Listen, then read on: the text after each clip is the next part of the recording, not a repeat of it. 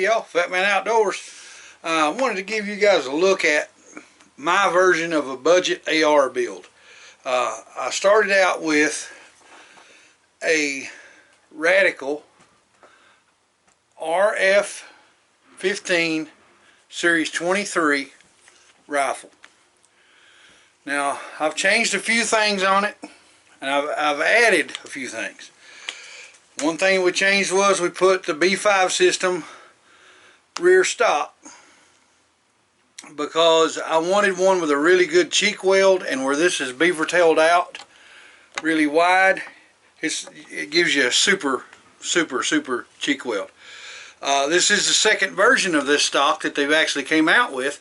They removed the storage from it and they changed the angle on the butt pad, and it's really grippy. When you put it up to your shoulder, it feels really good, and you can acquire it to your shoulder real easy. It has the Sure-Lock system to lock in your adjustment, and it locks up good. They lock up really good.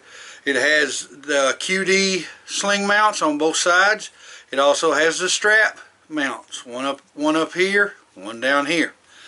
It's a really good feeling stock. It's not the cheapest stock you can get for them. This one I think runs in the neighborhood of about 60 bucks, but it's worth the money. It's a nice upgrade. I also went with the B5 system pistol grip. They've changed a little bit about this. They've changed the angle on this, and they've extended the tang, and it gives you a really good feel when the web of your hand comes up into the rifle. And it really improves your trigger indexing with your finger. It just feels natural for your finger to just fall right into place. Now, this rifle does have the big trigger guard, so if you've got gloved hands on, that you can do it pretty easily with it. Now the next thing, it does have an Aero Precision nitrite coated bolt carrier, and I did change the hammer. Okay, the hammer on this was pretty light. It was a small hammer. It had been machined way down, and for some reason the spring in it was very small, very skinny. So I changed it out to a heavier hammer spring and hammer, so I don't have to worry about light firing pin strikes. And the reason I did that is because a friend of mine has the very same model, and he had that issue, and we changed his hammer and spring over to a heavier hammer and spring I had in my spare parts bin that came out of a Bushmaster, and fixed his rifle right away.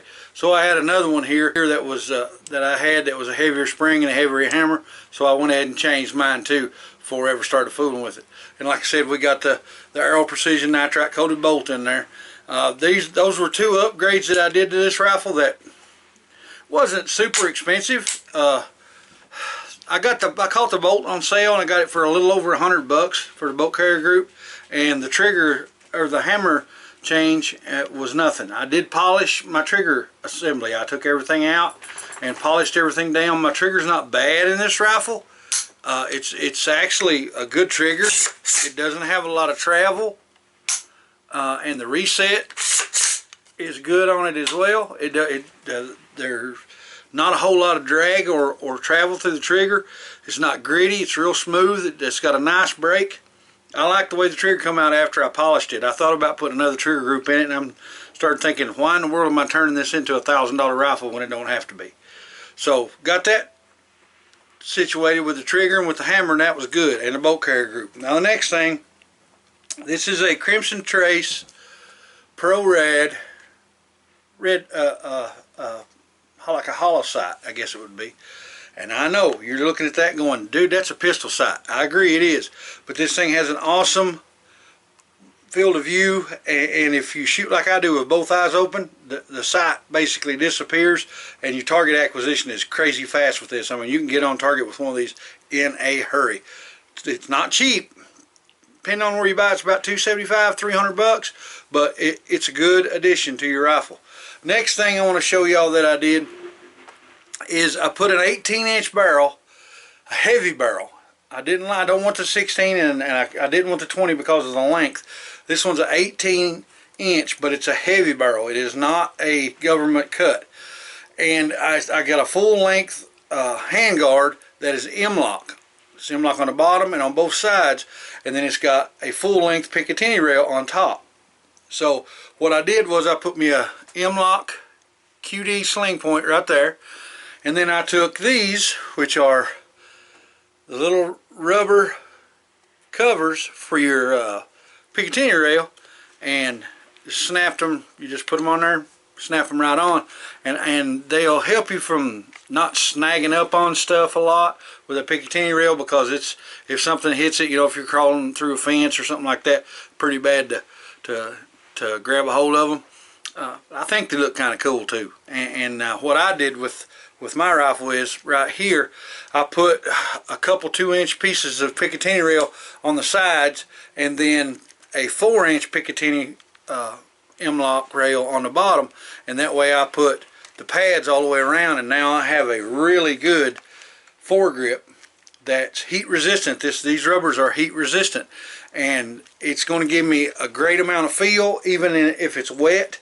They're very grippy. They're just as, they feel almost just like the butt pad on the stock.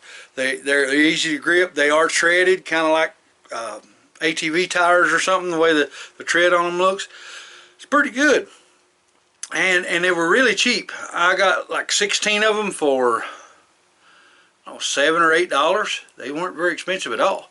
And then lastly is my muzzle brake. I did change this muzzle brake. It's from Elite Combat Accessories, I believe is the name of the company, and it is a muzzle brake that is made to force the barrel down. You notice it doesn't have holes in the bottom, only in the top, so that when you shoot it, all the pressure coming out pushes the barrel down, so that it prevents you from getting barrel rise, especially if you're shooting multiple rounds, or if you're trying to do double tap. It'll help you get back on target quick. That's about it, guys. Completed rifle. Even after buying the rifle new, the way I got it, I'd done some trading and got it. Counting the Crimson Trace optic, which again is like $275 if you buy it, I'm well under $1,000 for this rifle, and I am super happy with it. It shoots like mad. I think it looks good. It's very dependable. I have no feed issues with it. Everything I've put in it, it's eat. In the stock, I mean this B5 stock system and grip make it, because it feels so good on your shoulder when you put it up, and the stippling on the grip is really aggressive. Gives you a great grip. All around, I love it. I like it, and it's cheap. I didn't have to spend $1,000 to build it, and I got what I wanted. Now I may go back later and put a flashlight on it with a contact pad. I don't have interest in the lasers. My name's not Buck Rogers.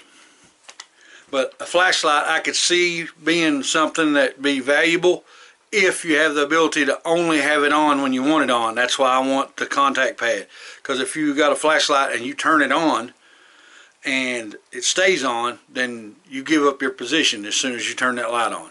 So, but that's my AR, guys. I hope y'all enjoyed this video. Tried to make it as short as possible, but I'll see you in the next one. Hey y'all, if you don't mind, click subscribe, and if you like the video, and click the like button, and we appreciate every one of y'all, and hope to see you in the next video. It's the Fat Man. I'm gone.